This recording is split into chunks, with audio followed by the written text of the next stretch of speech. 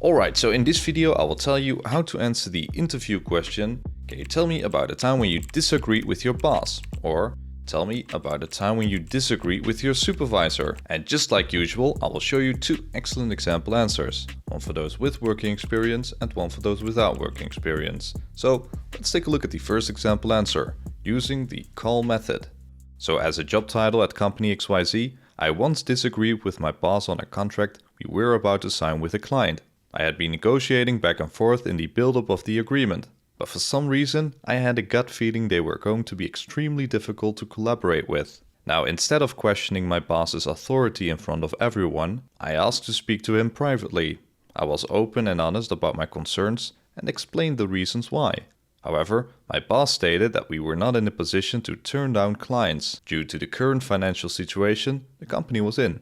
Now, as a result, we proceeded with the negotiation and eventually signed the contract. It turned out the client had a drive for detail, but was actually pretty easy to work with.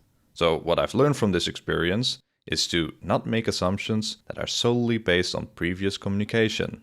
Now, as you can see, it's a great example answer because it shows signs of being rational and confident enough to disagree with your boss, but also mature enough to accept decisions even when you disagree. Now let's take a look at another example answer, but this time for those with little to no working experience. So I remember arguing with a teacher who gave me a lower grade on a particular subject than expected. I usually never argue and accept the grading system, but this time I was annoyed by the fuzzy and indistinct reasons. So I performed additional research, scheduled another meeting, shared my insights, and explained how I thought my answers deserved a higher grade. I stayed rational and reasonable and gave a response that was clear, concise and to the point.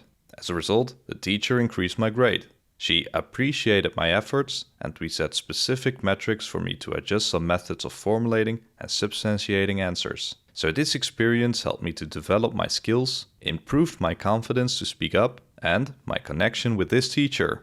Now, as for the interview tips, do give a specific situation where you disagreed with your boss and explain why. Make sure you come across as someone with a professional attitude and provide a rational explanation, so with reason and logic about the situation and how you handled or diffused the disagreement. Now, don't speak negatively about your previous boss. Many candidates actually can't resist it and say things like, "My boss is a stubborn person. He always blamed me and I don't know why." Or, "He never liked me." I can assure you that such a response is a big red flag. Another thing you should avoid is to try convincing the interviewer about your point of view, or say that your colleagues sided with you. Also, don't become evasive or say that you've never had a disagreement. If you actually never experienced conflict or a disagreement in the working place, you can provide the interviewer with a hypothetical situation. Alright, so in the next video you'll find the perfect example answer to the interview question, how do you deal with conflict in the workplace? Now, if you rather have the complete overview with the top 100 interview questions and answers,